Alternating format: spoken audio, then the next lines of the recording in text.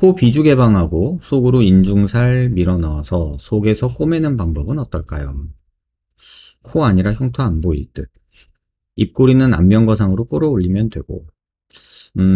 이런 얘기들 많이 하시죠. 뭐 이렇게 하면 되지 않을까? 저렇게 하면 되지 않을까? 근데 이제 의사들도 그런 생각들을 해요. 그래서 용기 있게 먼저 시작하는 분들도 있고, 뭐 했는데 아니어가지고 이제 된통 이제 이론과 현실이 다른 거죠. 이런 생각들의 시행착오를 겪어온 게 의학이고, 그거를 실증적으로 이제 결과로 보여주는 게 이제 정립이 된 이제 의학이 되는 거죠. 그 전에는 이제 여러 시도들이 있어요. 의사들이 알게 모르게 이제 조금씩 변형을 주면서 시도를 하죠. 근데 사실 그렇게 해서 살아남는 그 시술법, 수술법 이런 것들만 남게 되는 거예요. 누구나 처음 뭔가를 할 때는 굉장히 비난, 반대 이런 것들에 겪게 되고 그 결과가 스테이블하게 나오고 실증이 되면 그제서야 이제 우리가 이거 좀 말 되네 라고 또 쳐다보게 되는 것 같아요. 의학의 역사가 그래요. 코로나가 이제 한참 돼서 지금 막 백신도 여러 번 맞았잖아요. 우리 뭐 3번 정도씩 맞았고 지금 뭐 4차 백신 얘기까지도 나오고 있는데 얼마 전에 나온 그 의사들이 보는 그 논문을 좀 보니까 백신을 맞아서 코로나가 안 걸리는 그 그러니까 예방 효과라고 하는 게 뭐 20%, 30% 원저리밖에 안 된다고 해요. 근데 이제 백신을 맞은 사람과 안 맞은 사람과 이제 뭐 중증으로 가는 경우 또는 사망하는 경우는 굉장히 낮아지긴 하는데 예방 효과는 우리가 기대했던 것만큼 그렇게 높지 않다. 그 원인은 뭐 여러 변이들 때문에 그렇다. 왜냐면 우리가 지금 백신 맞았던 거는 최초의 코로나 바이러스가 나왔을 때 그 바이러스 유전자형을 가지고 만든 거거든요.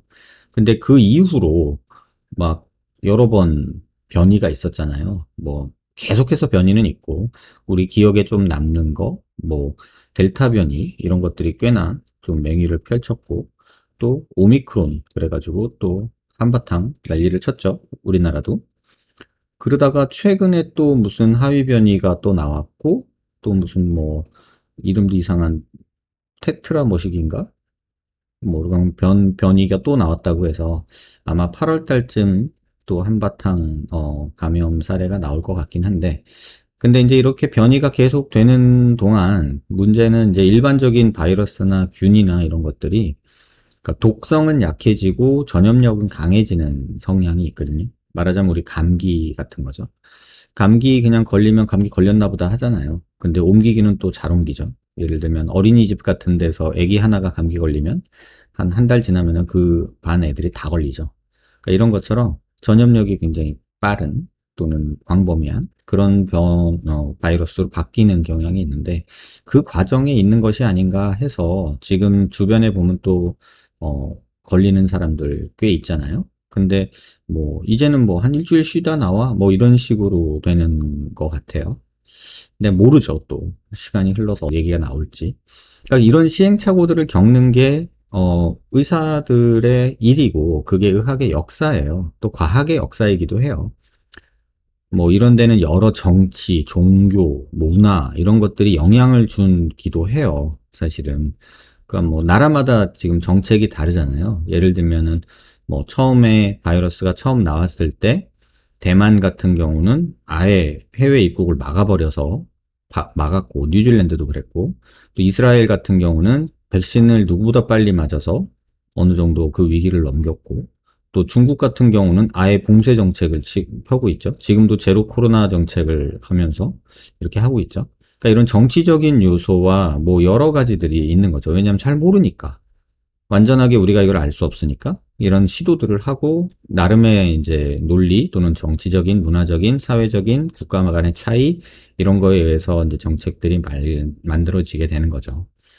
그러니까 수술도 마찬가지예요. 성형 수술도 지금 제가 뭐 광대 수술 한 20년 가까이 해왔지만 뭐 턱 수술 그렇게 해왔지만 최초에 배웠던 때랑 지금 내가 하는 방법을 보면은 뭐 큰 틀에서는 뭐 광대 줄이는 거야 이렇게 얘기를 하고 있지만 그 세세한 디테일들은 많이 변하거든요. 그래서 그런 변화되는 모습들이 있고, 실제로 옛날에 하던 거 지금 안 하는 것도 있고, 옛날엔 안 하던 거 지금 하는 것도 있고, 이런 것들이 계속 있죠. 근데 지금 말씀하신 이런 방법, 생각 안 해보지는 않았을 거고, 또 의사들이 시도도 해봤지만, 그 흉터나 이런 효과나 이런 면에서 그렇게 환자들한테 권할 만하지 않다라고 생각해서 안 하는 거고요. 예를 들면 여러분들 안면 비대칭 있다. 그럴 때 도수 치료 받거나 한의원 가서 뭘 하면 좋아진다. 이렇게 얘기하는 분도 있지만 난 효과 없다. 이런 분도 있고요. 또 보약 먹으면 기운이 난다. 이런 분들도 있고 또 이런 거 많잖아요. 우리 주변에 비타민 먹으면은 나는 되게 다음날 건강한 것 같아. 이런 분들도 있고 저처럼 뭘 먹어도 아무 소용없다 이렇게 느끼는 사람도 있고 약간 그런 것들처럼 문헌적으로 통계적으로 유의가 있다와 실제로 효과가 있다 이거는 정말 다른 것 같아요. 그래서 이런 사람마다 받아들이는 정도도 다르죠. 그래서 그런 효과와 부작용 사이에서 끊임없는 줄다리기를 하고 환자 개개인의 경험으로 그걸 판단하게 되는 것 같아요. 그 과정에서 우리가 과학, 의학이라고 말하려면 객관적인 지표가 있어야 되는데 이제 매체들이 워낙에 다양해지고 여러분이 접할 수 있는 온라인 정보들이 너무나 범람을 하다 보니까 누구는 이러던데 누구는 저러던데 이런 얘기들이 너무 많고 이러면 되지 않을까 저러면 되지 않을까 이런 생각들이 점점 더 많아지는 것 같아요. 그러니까 그런 과정에서 환자분이 생각하면 이런 방법들 저는 개인적으로 여러 번 말씀드렸지만 전 세계에 그 똘똘하다고 하는 사람들이 의사 집단이고 그 중에서도 성형외과 하는 사람들은 개 중에 또 좀 더 똘똘하다고 하는 사람들이거든요. 그 사람들이 근 100년 이상 많은 전 세계 내노라는 똘똘이들이 모여서 만들어낸 내용들이에요. 그래서 환자분의 이런 생각들 그 중에 그 똘똘한 사람 중에 안 해본 사람이 있을까? 라는 생각이 들어요. 저도 그런 경험이 있어요. 이거 이렇게 하면 되지 않을까? 라고 생각을 하고 막 문헌을 찾아봤더니만 1970년도에 누가 벌써 생각하고 해봤더라고요. 이런 것들도 있어요. 그러니까는 그런 거에 대해서는 어떤 방법적인 거에 대해서는 생각하실 수 있고 말씀 주시는 것도 좋은데 의사들이 알지 않을까? 이런 생각도 한번 해보시고요. 이렇게 하는 방법 있어요. 또 해본 방법도 있고 근데 이게 효과가 말씀하신 것처럼 그렇게 효과적이지 않고요. 그 다음에 입꼬리를 안면거상으로 올리면 되고 입꼬리를 안면거상으로 올린다. 안면거상 아무리 해도 입꼬리는 안 올라가요. 그래서 입꼬리 수술이 나온 이유가 안면거상으로 제 아무리 당겨놔도 입꼬리는 안 움직이기 때문에 안면거상 말고 입꼬리 올리는 수술이라는 게 따로 나오잖아요. 그런 것처럼 시도는 해보지만 그 효과가 없다 또는 미미하다 이럴 때 우리는 또 새로운 방법을 찾고 그러는 것 같아요. 그러니까 이런 부분들은 조금 의사들한테 좀 맡겨놓으시라. 제가 그렇게 말씀을 드렸죠. 환자분이 이것까지 고민하실 필요는 없다. 이런 생각이 좀 들고요.